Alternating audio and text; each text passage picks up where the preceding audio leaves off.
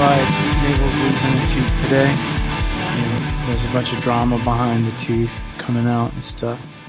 Joey goes, "You're going to have to tell Renelle that you have a family emergency because I'm not dealing with this shit all night." Fair. And I just laughed. And then she laughed too. I don't think she was kidding. She wasn't until she heard herself say. Then she started laughing at herself. Kind of funny. She's funny. Kind of funny. So have you seen my video with my favorite new song? The Whitney Houston song? Yeah, we talked about that last week. Did you see it though? No. No? You need to see it. You need to hear it. It's so awesome. It was so descriptive that I heard it without hearing it. All right. Serving up a high quality from the Bay. Brooks of York features a soulful pop vocals with blending guitar and synthetic goodness. Also, this artist is an innovator by using the name Your Price Tool before Progressive. Finally, when asked to define the music, the artist states, "It's all me, baby." Welcome, Brooks. Yes, Thanks for having me. I said all of that. That was you. Those are all direct quotes. It's in my autobiography. Well, thanks for having me on. Appreciate it. I love the light bulb fish behind you. Oh, right on. Yeah, That's dope. I've got a few. They're all prints because I can't afford the actual piece. But Francesca Tucci is an artist that I discovered during the pandemic because what else could we do but be on our phones? And she let me have this one next to it. And there's a few others, but I can't move my computer without probably not. Is the snail something else, or is it just a snail? So it's a snail, and you can kind of see like a pink dot in the middle of it. So that's a door. And then up top, nice. I think it's like 2 light bulbs up top. So, I mean, yeah, her mind is elsewhere, if y'all can kind of see that. That's really cool. I'm sorry. That has nothing to do with music. No, really listen, cool. her art's great. Like, if you just like go on Instagram and search Francesca Tucci, Tucci, she pops up. She's a graphic design artist. Yeah, she's wonderful. I've got a few other things of hers around, but, Nice. So when I was looking for you online, I realized I was just digging through the online stuff, just looking everywhere, and my question is this, do you like circles? Because that's the only common theme on your single artwork. It was really what the graphic artist I worked with for that, Nick Robinson, the first single we did, he had kind of like this circular thing going on, and when we did the second song, it kind of came back up again. And then by the time we did this, like the third single and went to him for the artwork again, I was like, we should just kind of stick with this theme. And so he did. I think with some of the newer stuff that's coming out, in June and then later this year, we're kind of deviating from that. We're getting, less digital and more like hand drawn stuff. Cause this hand drawn stuff, it's very reminiscent of like children's books from the 80s and 90s, like the illustrations that would accompany that, which for me is like super nostalgic. But I am a fan of circles, and I like seeing patterns and things and having things repeat, so it kind of helps to pull it all together. I hope, anyways. That's the idea.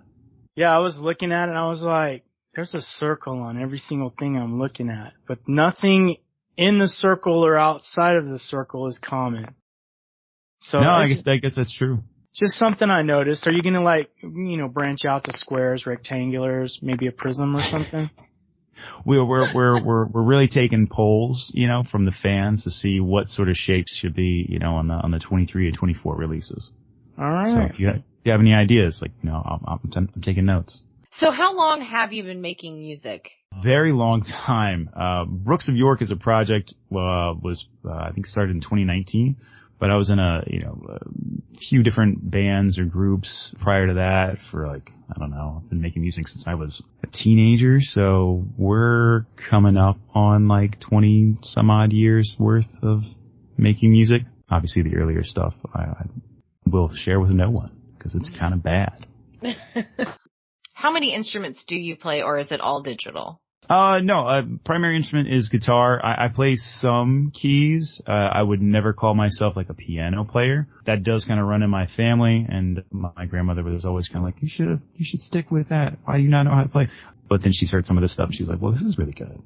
Clearly you've been playing and practicing more piano, and I don't get into like, quantization and copying, pasting, things like that. But, yeah, I mean, I think a fair amount of it is digital now. On most of the releases, some of the musicians I've worked with, we've combined acoustic and digital drums. Big fan of like, putting those together.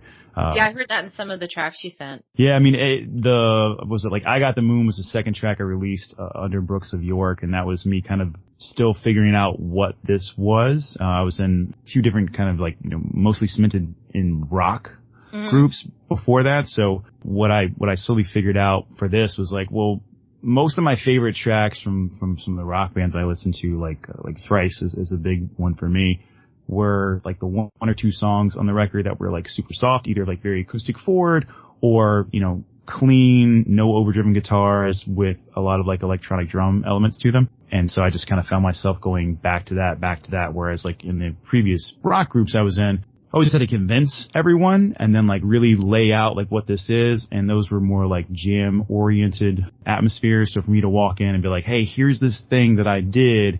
Here's what I want you to play. I could never really get the words to come out right, and just sounded like I was being a control freak and kind of a dick. So here it's just me. And then, I work with an engineer and producer, Sam Stoff, who really helps to pull everything together. And then I've worked with a couple different drummers, Andy Porta being the one I've worked with the most. And he's, I'm in New York, Andy's in Maine.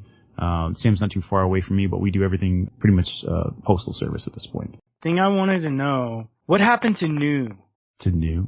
Yeah, Brooks of York. What happened to New? Right. So I was in a band called True Apothecary for a long time.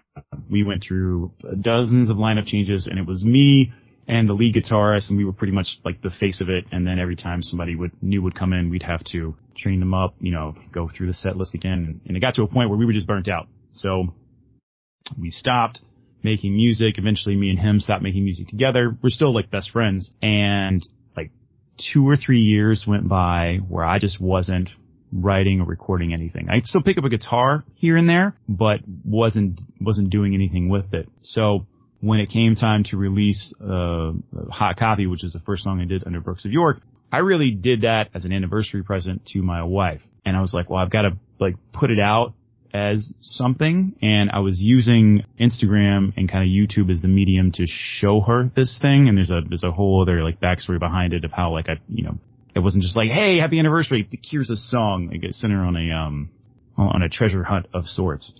So my Instagram handle was Brooks of York. Brooks being my last name. I live in New York, kind of like playing on, I always butcher this explanation, but it was kind of like tongue in cheek, like making fun of if you go back to like looking at like old English where it's like, here's so and so of this town. It was meant to be like kind of play into that.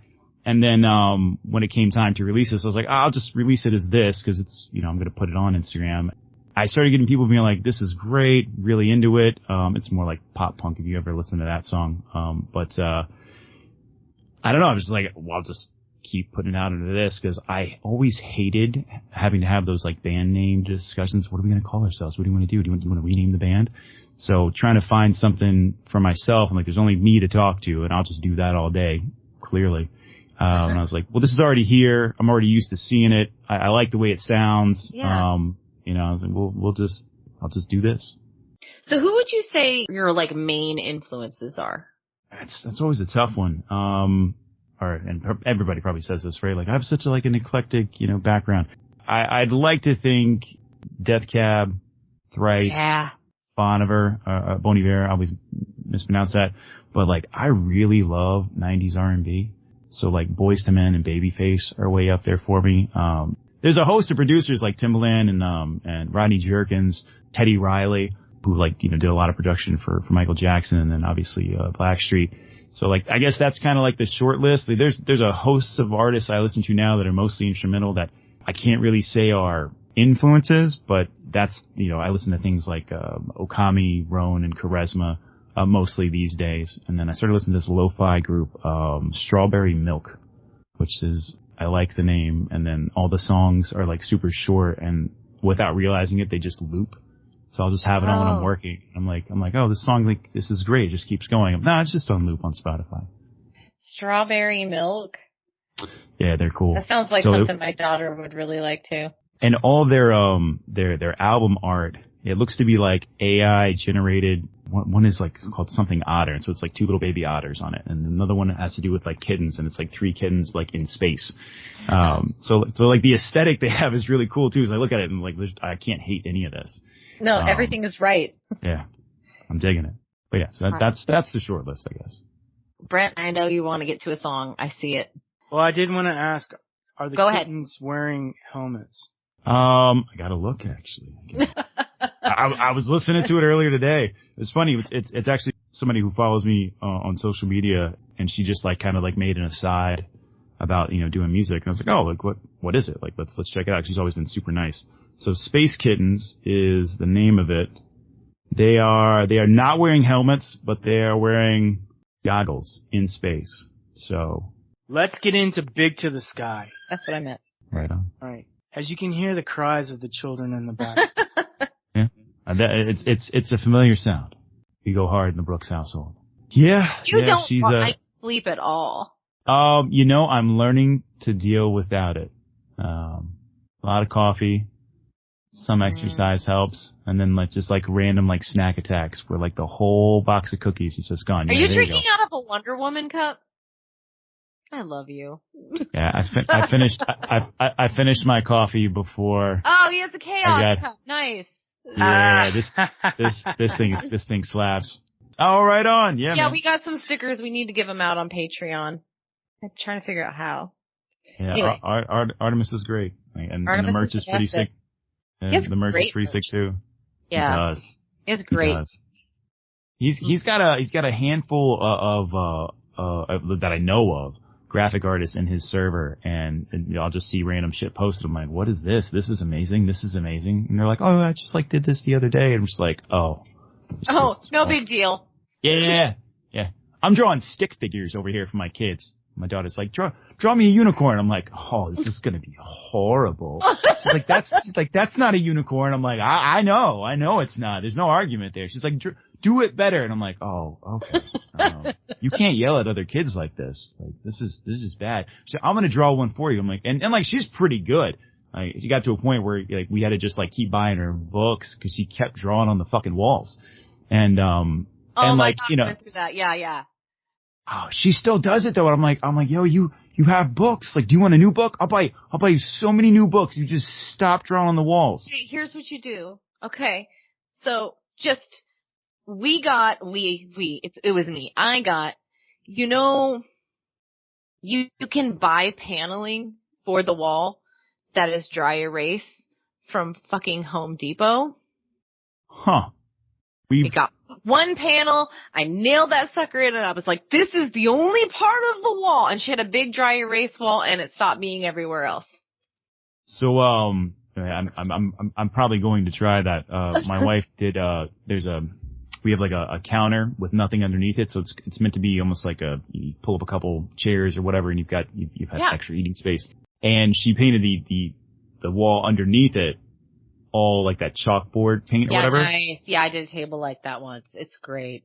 And we just got to the point where, cause it's green, where the kids are like, okay, only on the green. Cause the first day it was really cool, and then it was really not cool because they were just like, great, take the chalk everywhere. And I was like, oh, this is not. Hey, but at least you can get chalk off.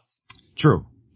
It's when they get my daughter really liked Sharpies, and I had an uncle who was real sick, and he gave her, like 50 Sharpies. Oh my God.